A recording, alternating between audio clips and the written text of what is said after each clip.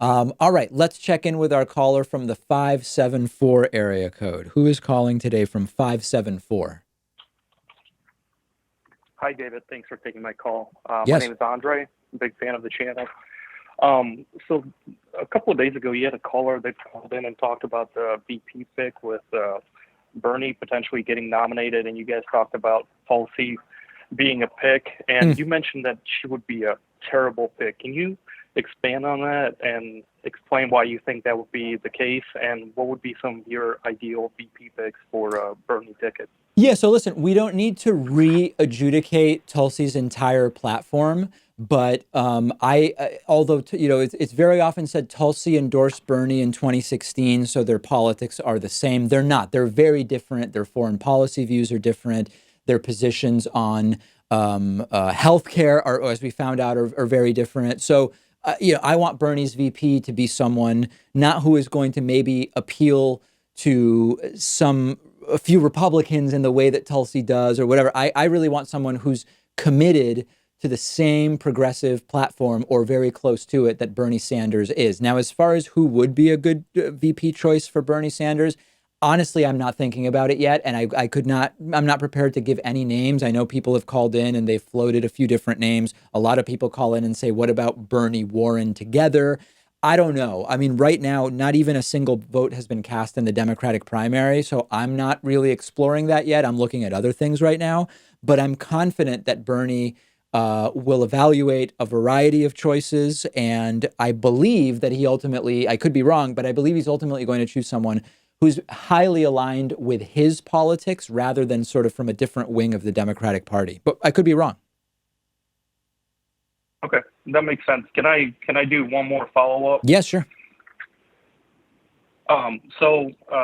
Recently in the news, the ruling came down that the Trump tax returns would have to be turned over for the investigators, and there's a high likelihood of it being challenged in the Supreme Court. Mm-hmm. Do you think the Supreme Court will take up the decision on that? And if they do side with Trump, what kind of damage do you think that's going to do to the institution of the Supreme Court going So forward? here's the thing. I assume the Supreme Court, if they take it up, will side with Trump and that the tax returns won't be given to investigators. But here's the thing.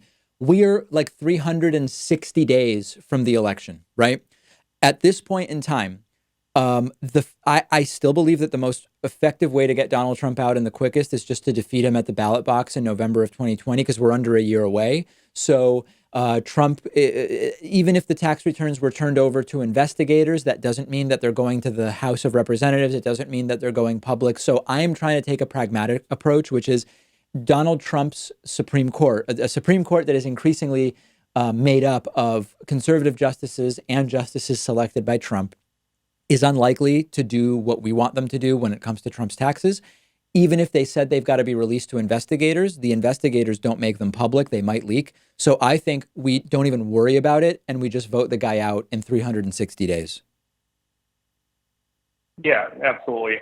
I was just asking more from the standpoint of not necessarily getting him out, but Yeah. setting a precedent Oh, I mean, listen, president being the completely precedent that immune the to Supreme anything Court will he set or she when does. they decide that Donald Trump doesn't have to turn over the tax returns, if that's what they do, will be that checks and balances effectively no longer matter because the president decides who chooses whether the checks and balances still apply. So it'll be extraordinarily damaging. It'll be extraordinarily damaging, but we can still vote him out in under a year.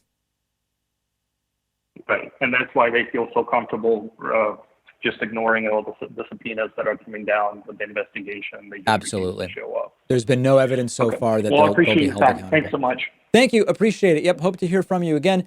That does it for today. Sorry to everybody that I didn't get to. And I do see there are 50 or 55 people. Hopefully next time we will take calls again.